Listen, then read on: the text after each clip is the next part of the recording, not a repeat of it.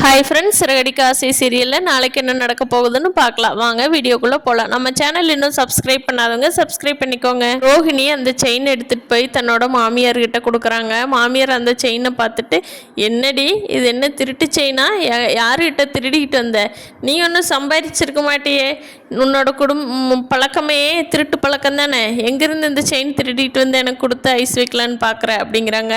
அத்தை இல்லை அத்தை, எனக்கு கொஞ்சம் பணம் வந்தது, அதில் கஷ்டப்பட்டு சம்பாரிச்சு உங்களுக்கு இந்த செயின் வாங்கிட்டு வந்தாங்க அத்தை, பாருங்க நல்லா இருக்கான்னு சொல்கிறாங்க. கான்ஸ்டபிள் வந்து நடந்த உண்மையை இன்ஸ்பெக்டர் கிட்ட சொன்னதுனால முத்து மேலே இருக்கிற கேஸை கேன்சல் பண்ணிடுறாங்க. இன்ஸ்பெக்டர் அருணையும் வார்னிங் பண்ணி விட்டுறாங்க.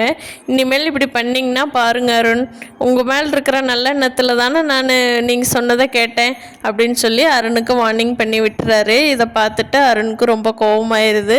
முத்து தேங்க்ஸ் மீனா, நீ வரலைன்னா என்னால் வெளியவே வந்திருக்க முடியாதுன்னு சொல்லி மீனா கிட்ட நன்றி சொல்லிட்டு இருக்காரு. முத்துவும் மீனாவும் வீட்டுக்கு போனப்போ எல்லாரும் வீட்டில் தான் இருக்காங்க. அப்போ முத்துக்கு டவுட் வந்துடுது, யார் இந்த பிரேக் ஆயில் கட் பண்ணினதுன்னு சொல்லி. சரி வீட்டாளுங்கிட்ட எல்லாத்துக்கிட்ட கேட்போம், நம்ம நைட்டு வீட்டில் தானே கொண்டு வந்து சாவி வச்சோம் அப்படின்னு சொல்லிட்டு எல்லாத்துக்கு முன்னாடி கேட்குறாரு. யாரும் என்னோட சாவி எடுத்து கொடுத்து காரை ஓப்பன் பண்ணாமல் பிரேக் ஆயில் ஒயரை கட் பண்ண முடியாது, யார் எடுத்து கொடுத்தது?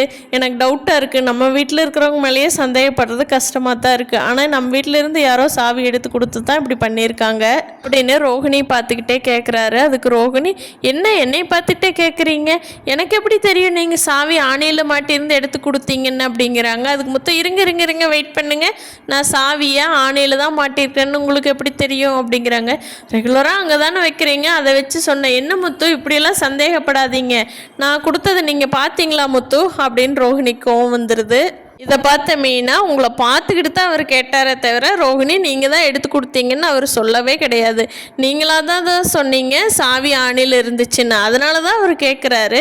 உங்களுக்கு பயம் இல்லைன்னா எதுக்கு இந்த பதட்டப்படுறீங்க, உங்கள் மேலே தப்பு இல்லைன்னா தைரியமாக சொல்ல வேண்டியதானே அப்படின்னு மீனா கேட்குறாங்க. அதுக்கு ரோஹிணி, பாரு மனோஜ், உன் பொண்டாட்டியும் உன் முன்னாடியே இப்படி பேசுகிறாங்க, நீ பார்த்துட்டு சும்மா இருக்க, என்ன மனோஜ் நீ அப்படிங்கிறாங்க. பார்க்கலாம் ஃப்ரெண்ட்ஸ், இனி வர எபிசோட்ஸில் முத்து வந்து ரோஹிணி பண்ணின தப்பை கண்டுபிடிச்சி எல்லாத்துக்கும் முன்னாடி தெரியப்படுத்துவாரான்னு.